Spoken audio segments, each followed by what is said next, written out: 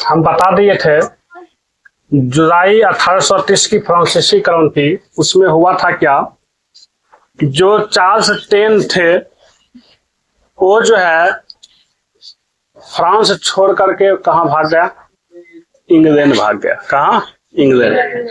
और वो जो है आयरलैंड वंश को जो है अपन गद्दी सौंप दिए थे। आयरलैंड वंश में जो है लुई फिलिप जो है बुर्बो वंश के शासक थे। उसके बाद आयरलैंड वंश को गद्दी सौंपा गया और उसमें जो है जो पहला शासक आयरलैंड वंश का बना उनका नाम था लुई फिलिप। कौन से? Louis Philippe. वो शुरू में जो है काफी अच्छा काम किया, लेकिन 1840 ईस्वी में उन्होंने जो है गीजो को अपना प्रधानमंत्री बनाया।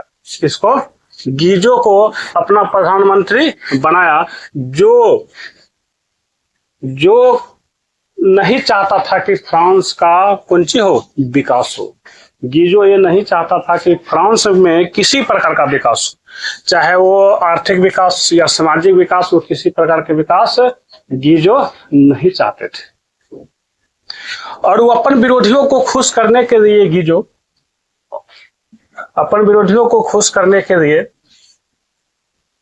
जो है स्वर्णिम मध्य वर्गीय नीति बनाया, जिसके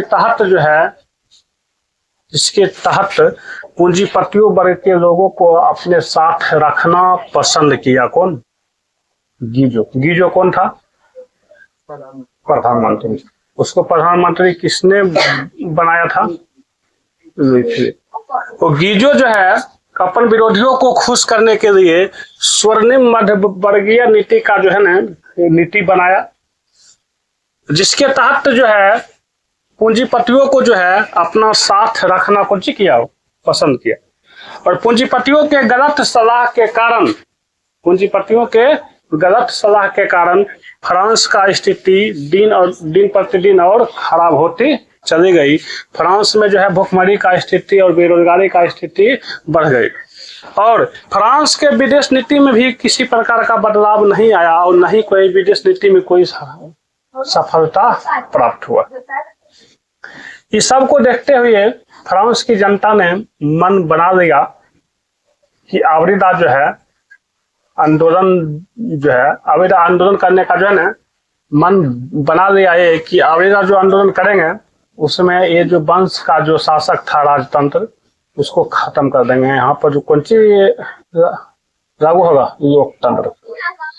और वहां का जनता ने एकजुट हो करके आंदोलन की शुरुआत कर दी, जिसमें फ्रांस की जनता को सफलता हासिल हुआ और ये जो था लुई फिलिप इंग्लैंड भाग गया। कहाँ भाग गया? इंग्लैंड। इस चैप्टर में जो है क्लास 10 के चैप्टर में खास करके यूरोप में राष्ट्रवाद में जो भी चीज हम पढ़ाएंगे तुम देखेगा कि जो भी लीडर है उस सब जो है फ्रांस छोड़ के कहाँ भागता है? इंग्लैंड। फ्रांस हो या और कोई देश का कहानी बताएंगे, उस सब लीडर अपन देश छोड़ के कहाँ भाग जाता है? इंग्लैंड। फिर जो है फ्रांस में लोकतंत्र स्थापित हुआ और फ्रांस का नेशनल असेंबली जो है 21 वर्ष के पुरुष को जो है मत देने का अधिकार दे दिया। इसी को कहा गया फ्रांस की 1848 की क्रांति या 1848 की फ्रांसीसी क्रांति कहा गया। यहाँ क्वेश्चन परीक्षा में पूछा जाएगा 1848 की फ्रांसीसी क्रांति से आप क्या समझते हैं? आंसर में देखें हम 1830 में फ्रांस में जुलाई की क्रांति के बाद 1830 में जो फ्रांस में जुलाई क्रांति हुआ वो आप सबको हम बता दिए थे, नहीं बताए थे? 1830 में फ्रांस में जुलाई की क्रांति के बाद फ्रांस में बुर्बो वंश के स्थान पर आयरलैंड वंश को गद्दी सौंपी गई, जिसका शासक लुई फिलिप बना। कौन बना? Louis Philippe. यह शुरू के दिनों में कुछ सुधारात्मक कार्य किया और अपने विरोधियों को खुश करने के लिए स्वर्णिम मध्यवर्गीय नीति का अवलंबन किया। मतलब ये नीति बनाया जिससे पूंजीपतियों लोग को क्या हो? फायदा हो। लेकिन 1840 ईस्वी में वह गीजो को अपना प्रधानमंत्री नियुक्त किया, जो कट्टर प्रतिक्रियावादी नेता थे। परीक्षा में पूछ दिया जाता है कि लुई फिलिप ने अपना प्रधानमंत्री किसको नियुक्त किया? गीजो को। कब? 1840 ईस्वी में। वह किसी भी प्रकार का वैधानिक, आर्थिक और सामाजिक सुधार नहीं चाहता था। ये जो गीजो थे, ये किसी भी प्रकार का फ्रांस में सुधार नहीं चाहता था। वह पूंजीपतियों को अपने साथ रखना पसंद किया। ये गीजो थे, ये पूंजीपतियों को अपने साथ रखना पसंद किया, जिन्हें राजनीति में कोई अभिरुचि नहीं थी। अब बताओ, जो पूंजीपति वर्ग के लोग थे, उनको जो है राजनीतिक से कोई रुचि नहीं था। लेकिन तब पर भी ये गीजो जो थे, ये पूंजीपति लोग को जो है अपने साथ रखना पसंद किया, और वो जो कहते थे वही करते थे। पूंजीपतियों के गलत सलाह के कारण फ्रांस की स्थिति दिन प्रतिदिन बिगड़ती चली गई।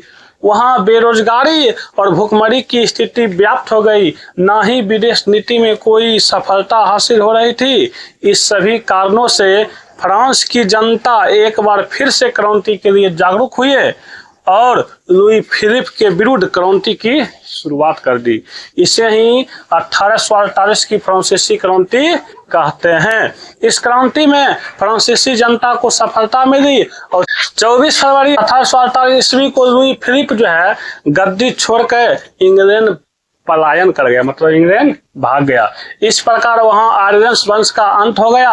अंततः फ्रांस में नेशनल असेंबली ने वहां गणतंत्र की स्थापना हुई। 21 वर्ष से अधिक उम्र वाले पुरुषों को मत देने का अधिकार प्रदान किया गया।